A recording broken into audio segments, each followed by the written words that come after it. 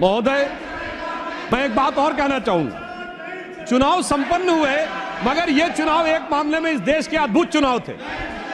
सामान्यतः चुनाव होते हैं, चुनाव परिणाम के दिन एक पार्टी के कार्यालय में मिठाई बंटती है, धूम धड़ाका होता है, दिवाली होती है, और दूसरे की जगह गलियारे खाली नजर आते हैं। मगर ये चुनाव एक ऐसे चुनाव थे महोदय जहां दोनों जगह मिठाई बंट रही थी, दोनों जगह पटाखे छूट रहे थे, भाजपा कार्यालय में भी और कांग्रेस कार्यालय में भी। ऐसा क्यों हो रहा था? हमें तो स्पष्ट बहुमत मिला, लगातार तीसरी बार सरकार बनाई, मगर वहां पर तालियां क्यों बज रही थी महोदय?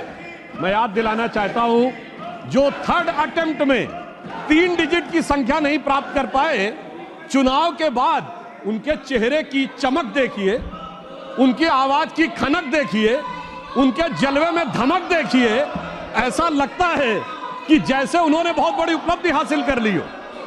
उसका कारण यह है महोदय कि एक बच्चा होता है जो टॉपर होता है, जिसे डिस्टिंक्शन मार्क्स मिलने थे, वो फर्स्ट डिवीजन मार्क्स पाए तो उसके चेहरे पे वो खुशी नहीं होती है, और धड़ाधड़ फेल होने वाला बच्चा ग्रेस मार्क्स पा के अगर थर्ड डिवीजन पास हो जाए तो उसके चेहरे पे बहुत खुशी होती है। मैं ये भी बताना चाहता हूं महोदय, एक जो हमारे कांग्रेस के साथियों में बहुत उत्साह और उल्लास नजर आ रहा है, तो मैं एक अपना अनुभव बताना चाहता हूं।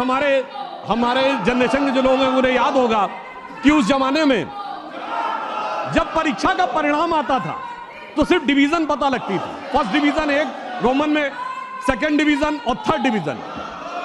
एक हम लोगों के मोहल्ले में सज्जन थे, वो थर्ड डिवीजन पास हुए, एक लड़का, और एक फर्स्ट डिवीजन पास हुआ। फर्स्ट डिवीजन वाला मेरिट एक्सपेक्ट कर रहा था, तो फर्स्ट डिवीजन वाले के यहाँ खुशी नहीं थी, तो दूसरे ने पूछा, भाई तुम थर्ड डिवीजन पास हुए हो तो तुम्हारे अंदर खुशी क्यों है, इतनी खुशी क्यों है? तो जानते थर्ड डिवीजन वाले ने क्या जवाब दिया?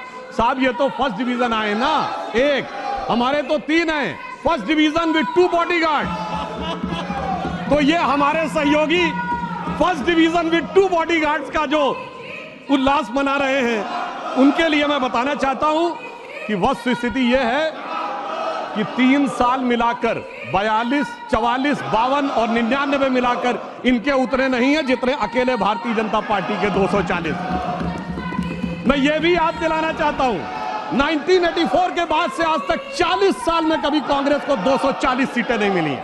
पीवी नरसिम्हा राव जी के समय में 232 मिली थी, बाद में उनकी कुछ सीटें बढ़ी थी, यानी जो 40 साल में मुकाम नहीं हासिल हो पाया, उसके बावजूद उन लोगों की जिस प्रकार की उच्छृंखलता दिखाई पड़ती है, उसके लिए मैं कहना चाहता हूं, इन्होंने कितनी कोशिश कर ली, मगर प्रधानमंत्री जी तीसरी बार स्पष्ट बहुमत के साथ प्रधानमंत्री बनने में सफल हुए। तो इन लोगों के लिए एक बात कहना चाहूंगा मैं, एक लाइन प्रधानमंत्री जी की तरफ से, कि दरिया का सारा नशा उतरता चला गया, वो मुझे डुबाता रहा और मैं उभरता चला गया। दरिया का सारा नशा उतरता चला गया, वो मुझे डुबाता रहा और मैं उभरता चला गया। और ये 44, 52, 99, अरे मंजिल समझ के बैठ गए जिस पे चंद लोग, मैं ऐसे कितने ही रास्तों से गुजरता चला गया।